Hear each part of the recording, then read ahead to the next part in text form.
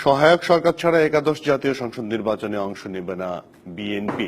দলটির নেতারা অভিযোগ করেছেন, গ্রহণযোগ্য নির্বাচনের পরিবেশ তৈরি না করে সন্ত্রাসের পথে হাঁটছে ক্ষমতাসীন দল।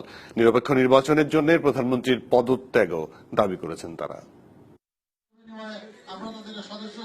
দলের নতুন সদস্য সংগ্রহ উপলক্ষে রবিবার নয়াপল্টনের ভাসানী মিলনায়তনে ঢাকা মহানগর দক্ষিণ বিএনপির এই আয়োজন।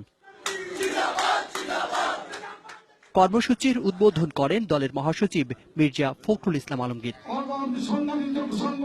পরে তিনি বলেন, নির্বাচনকালীন সরকার নিয়ে সমঝোতা না হলে আগামী নির্বাচনে যাবে না তার দল।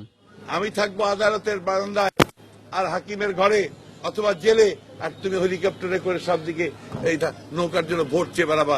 সেই নির্বাচন হবে না। সকলের জন্য সমান সুযোগ দিতে হবে। তিনি অভিযোগ করেন, নির্বাচনের পথে না হেঁটে অগণতান্ত্রিক উপায়ে ক্ষমতায় থাকার চেষ্টা করছে আওয়ামী লীগ। তারা হচ্ছে মূলত একটি কর্তৃত্ববাদী দল, তারা মূলত একটি সন্ত্রাসী দল, এবং সন্ত্রাস করে তারা ক্ষমতায় টিকে থাকতে চায়। এই জন্য তারা অবৈধভাবে ক্ষমতা দখল করে। এই জন্য তারা এখন বন্দুক পিস্তল দিয়ে আর মামলা হামলা করে তারা ক্ষমতায় টিকে থাকতে চায়। সব দলের অংশগ্রহণ নিশ্চিতে রাজনীতির মাঠে সমান সুযোগ দাবি করেন দলের আরেক নেতা। আমরা সরকারে থাকি, আওয়ামী লীগ সরকারে থাকে, প্রত্যেক নির্বাচনের পূর্বে একটা দেশে অশান্তি হবে, অরাজকতা হবে, একটা উত্তপ্ত রাজনীতি হবে।